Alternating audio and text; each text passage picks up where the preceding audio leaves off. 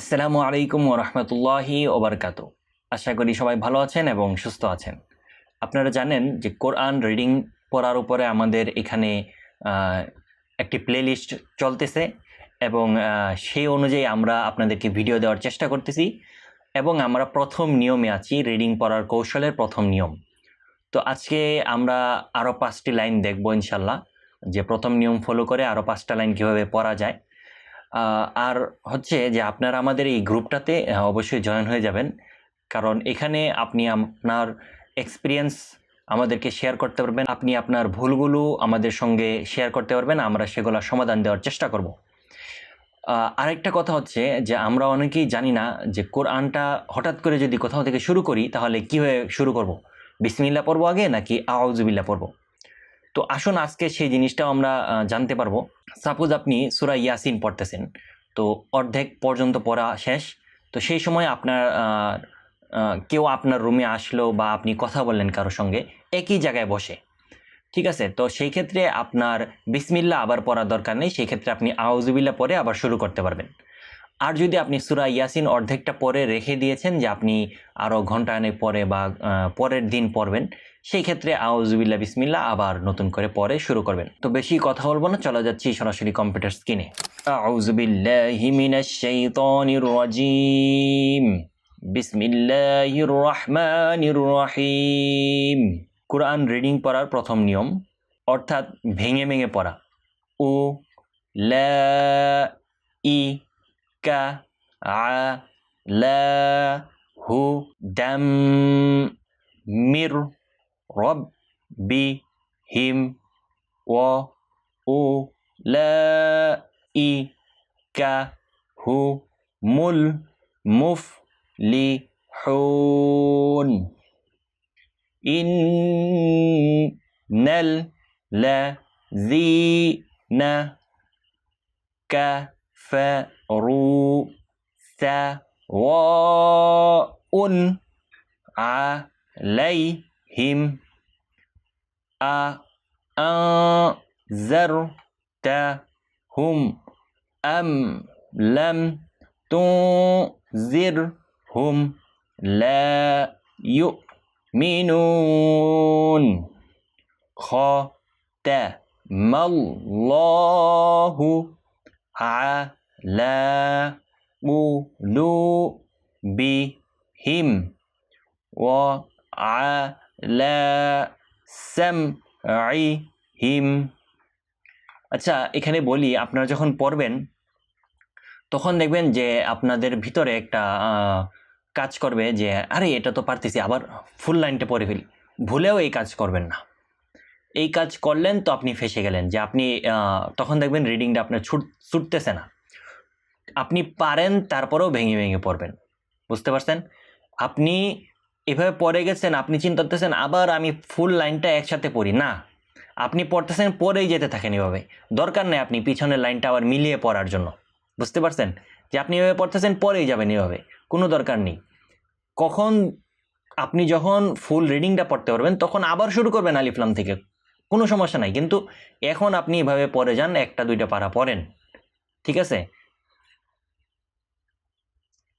ওয়া আলা আবসারিহিম গিশাওয়াহ ওয়া লাহুম আযাবুন আযীম।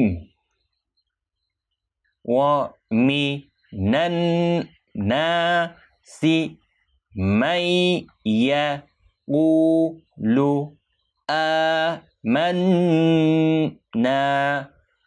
বিল্লাহি ওয়া বিল ইয়াউমিল আখিরি ওয়া মা হুম বিমুমিনিন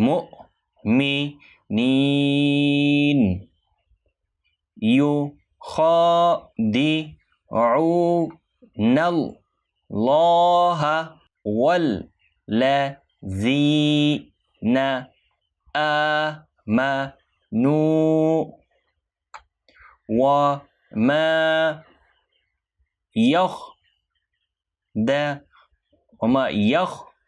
يخدعون بالله أنفسهم وما يشعرون।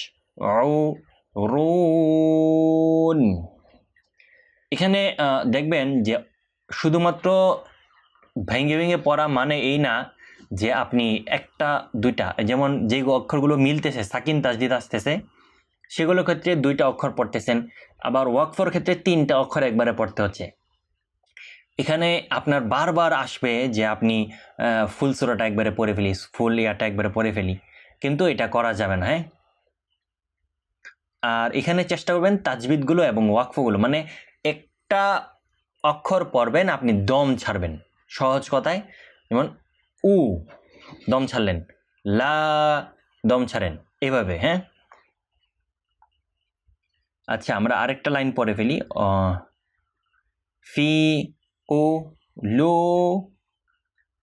বি হিম মা র দু ফা জা দা হু মুল ল হু মা র দ ওয়া লা হুম আযাবুন আলীম বিমা কানু ইয়াকযিবুন।